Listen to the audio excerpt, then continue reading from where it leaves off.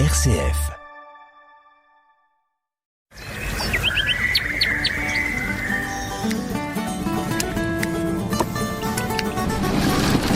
Vous écoutez l'agriculture en question, l'émission qui vous plonge au cœur de l'agronomie. Présentée par Hubert Cartel. Chaque semaine, cultivons ensemble l'avenir de nos terroirs. Bonjour à tous, bienvenue dans notre émission L'agriculture en question. Et j'accueille notre invité Jean-Marie Lette. Bonjour Jean-Marie. Bonjour Hubert, bonjour aux auditeurs.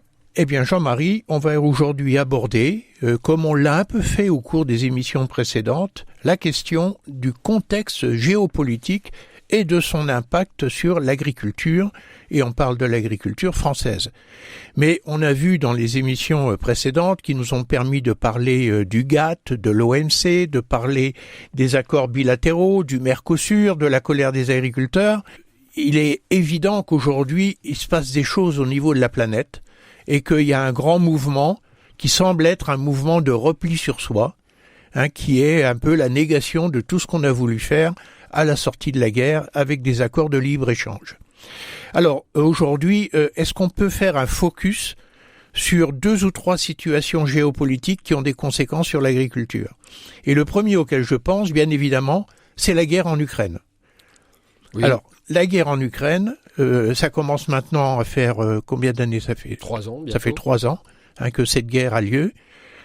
L'Ukraine est un grand pays agricole, on a eu l'occasion d'en parler dans cette émission, et les conséquences que ça a pu avoir, et on peut même faire un retour en arrière et une analyse de ce qui s'est passé sur le plan des échanges des produits agricoles à cause de cette guerre en Ukraine. Voilà, l'Ukraine et la Russie aussi, bien sûr, ce sont 2 grands pays exportateurs des grandes cultures céréalières et oléagineux dans le monde. Alors effectivement, la guerre en Ukraine, elle a perturbé énormément le contexte agricole international. D'abord, parce que toutes les exportations pratiquement ont été bloquées, faut s'en souvenir. Donc la Russie a réussi à contrôler la mer Noire. Voilà, et la mer Noire il passait plus rien en mer Noire en matière d'exportation, notamment d'Ukraine.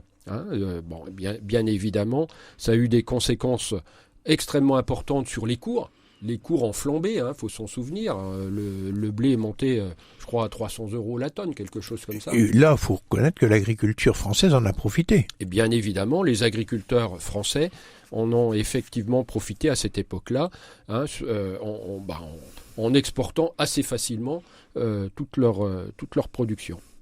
Donc on a eu une envolée inédite des grandes cultures. Alors il n'y a pas eu que les grandes cultures, il y a eu aussi tous les appros. Faut se souvenir que l'énergie a flambé elle aussi, avec l'arrêt en fait des importations russes. Donc les engrais azotés ont flambé énormément, le carburant a flambé, le coût du matériel lui aussi a flambé. Donc les agriculteurs finalement ont à la fois profité des cours importants, mais ont aussi eu des charges importantes. Alors ça, c'était le premier temps.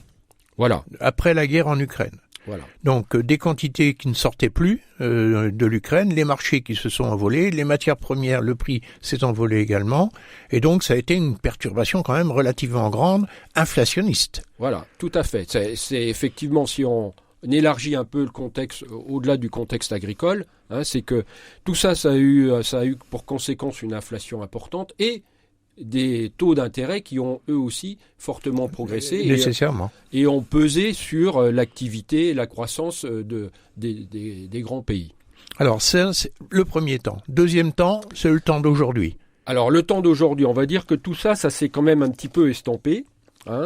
Pourquoi? Tout simplement parce que la mer Noire est à nouveau ouverte et que les exportations ukrainiennes comme les exportations russes peuvent à nouveau se faire assez facilement sans contrainte. Alors ça résulte d'une négociation entre Russes et Ukrainiens qui serait secrète, ou est-ce que c'est un état de fait des positions militaires?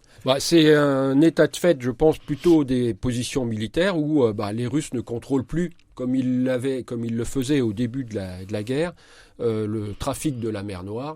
Et aujourd'hui, les Ukrainiens peuvent exporter en toute tranquillité, sans problème sur la mer Noire. Alors du coup, la Turquie doit faire un peu la tête puisqu'elle s'était octroyé un droit d'octroi justement pour contrôler et vérifier ce qui sortait de la mer Noire pour aller vers les pays africains qui ont payé très cher d'ailleurs cette période-là, puisqu'ils ils étaient essentiellement alimentés avec du blé venant d'Ukraine ou de Russie. Tout à fait. Et aujourd'hui, bien évidemment, ces pays-là peuvent à nouveau acheter du blé ukrainien et du blé russe. Et d'ailleurs, on peut dire aujourd'hui que le blé français a énormément de mal à trouver sa place sur le contexte international, même sur des marchés privilégiés comme l'Algérie, le Maroc, où on achetait beaucoup de blé français. Aujourd'hui, le blé français, il a été remplacé par du blé ukrainien et du blé russe. Donc en fait, on retrouve la situation des marchés qui était celle d'avant la guerre en Ukraine. Voilà, tout à fait. Parce que ces marchés-là avaient déjà été conquis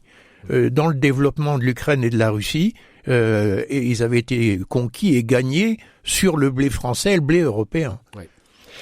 Donc voilà pour cette zone de la planète. Que va-t-il se passer? Et on sait qu'il y a un individu qui arrive sur la scène politique avec les biceps gonflés, les bras en l'air, qui est donc Donald Trump. Et Donald Trump a dit qu'il allait mettre fin au conflit ukrainien-russe en quelques jours, 24 heures, je crois, a-t-il dit. Donc apparemment, il est bien parti puisqu'il a eu l'occasion de discuter avec le président de l'Ukraine il y a peu de temps. Sous la bénédiction de la réouverture de Notre-Dame de Paris. Alors, ce Trump, pour l'instant, il n'est qu'un président élu, il va être un président au pouvoir dans quelque temps, début janvier, le 20 janvier, je crois. On a déjà l'impression qu'il est au pouvoir, mais bon. C'est incroyable. Et donc, il a déjà nommé tout son gouvernement, il a annoncé un certain nombre de choses. Pourtant, même quand on est attentif, on n'a pas entendu grand-chose sur l'agriculture. Mais non, ça reste effectivement très flou. Sur l'agriculture, qu'est-ce qu'on en connaît aujourd'hui? On sait déjà quand même que en imposant des droits de douane importants, notamment avec la Chine, ça va entraîner forcément des représailles. Et les représailles, elles seront notamment sur les produits agricoles américains. On peut parler du soja notamment, du maïs, qui sont des gros postes d'importation chinois. Vraisemblablement. Donc pour être clair pour nos auditeurs, en fait, on a entendu qu'il allait doubler les droits de douane sur les produits chinois destinés à entrer aux États-Unis, et donc en contrepartie, les Chinois vont réagir et ils vont cesser d'importer des produits américains. Alors cesser peut-être pas, mais en tout cas abaisser, réduire, essayer d'en trouver ailleurs. D'accord. Au Brésil notamment, qui est un gros producteur de soja également. Enfin, ils vont aussi répliquer en mettant des droits de douane sur les produits américains. En fait, c'est comme ça que ça fonctionne. C'est comme ça que ça fonctionne, effectivement. Et donc, de ce fait, ça pourrait être favorable à l'agriculture européenne. Alors, favorable... il y a déjà eu cette chose-là à la première ère Trump. Ça n'a pas forcément été très favorable parce que ça crée des tensions un peu partout sur les marchés. C'est-à-dire que les produits américains qui vont pas sur le marché chinois, ils essayent de trouver une place ailleurs. Donc c'est un peu plus compliqué. Donc ça pourrait aussi faire que les Chinois se rapprochent de la Russie, par exemple. Par exemple. Ah, d'accord. Alors, si on continue sur le programme de Trump, on connaît tous ses positions climato-sceptiques. Ça veut dire quoi? Ça veut dire que pour lui, pas question de mettre des entraves environnementales, on va dire, sur tout ce que produit, si on parle de l'agriculture, tout ce que produisent les fermeurs américains. Pour lui, c'est l'innovation et la croissance économique qui vont répondre à la transition écologique. On va inventer des choses qui vont régler le problème du réchauffement climatique, parce qu'on aurait eu beaucoup d'argent en développant le business. Voilà, on n'est pas du tout sur le modèle européen à ce niveau-là, avec le modèle américain. Bon. Donc ça veut dire moins d'entraves pour les agriculteurs. Il y a aussi la volonté, il l'a dit et répété, de baisser les coûts pour les agriculteurs. Américains, on précise bien. On parle bien des fermeurs américains, avec une énergie moins chère, puisque sa volonté, c'est de développer le pétrole à tout va.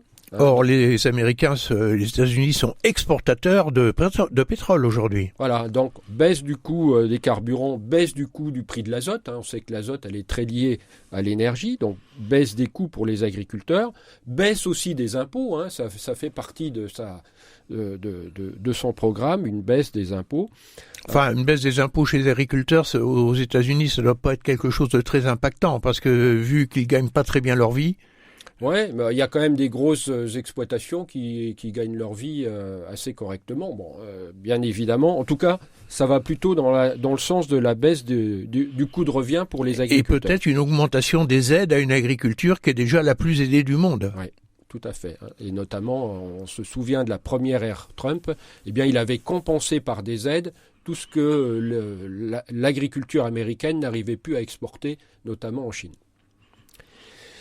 Voilà, donc l'Union européenne, dans tout ça, elle est quand même, faut quand même le dire, qu'elle a un gros excédent commercial avec les États-Unis en matière agricole. Donc cet excédent aujourd'hui est en danger. Exactement.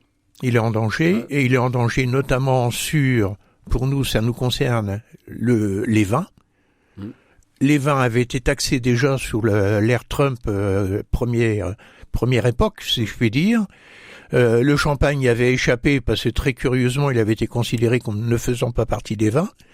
Et là, on ne sait pas ce qui va se passer quand il va arriver, fin janvier, au pouvoir, avec des droits de douane dont il fait son arme principale pour America First, n'est-ce pas ? Oui. Donc, quelques inquiétudes et peu de visibilité à la date d'aujourd'hui. Oui. Alors, ça, c'est l'arrivée de Trump au pouvoir. On voit les conséquences que ça peut avoir. L'Europe a-t-elle la capacité de réagir ?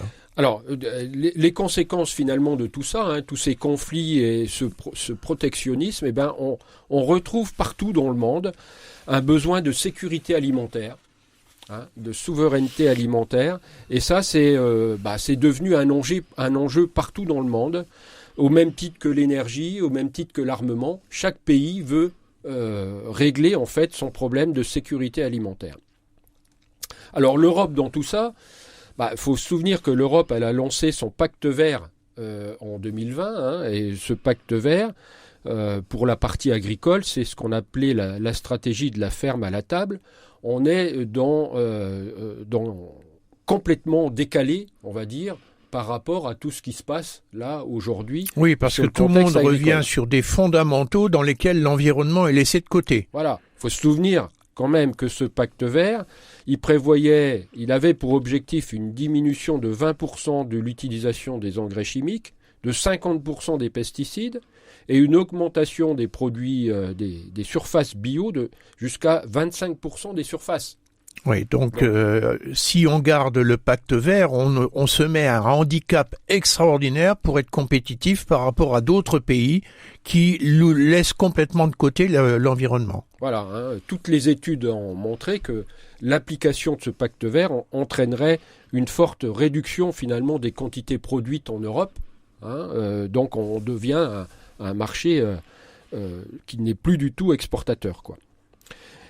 Voilà, donc il semble que l'Union européenne, vu ce contexte, soit prête à assouplir un peu ce pacte vert. On va attendre encore un petit peu pour le savoir.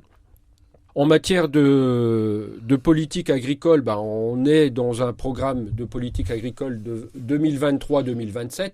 Donc il n'y aura pas de nouvelle politique agricole avant 2027. Oui, donc c'est un problème de réactivité de l'Europe et d'adaptabilité de l'Europe aux évolutions géopolitiques. Et aujourd'hui, il faut bien reconnaître que l'Europe est handicapée. L'Europe est pénalisée et la planète, c'est pas bon pour la planète tout ça. Non. Eh bien, sur cette note un peu pessimiste, on vous dit à très bientôt sur RCF. À bientôt.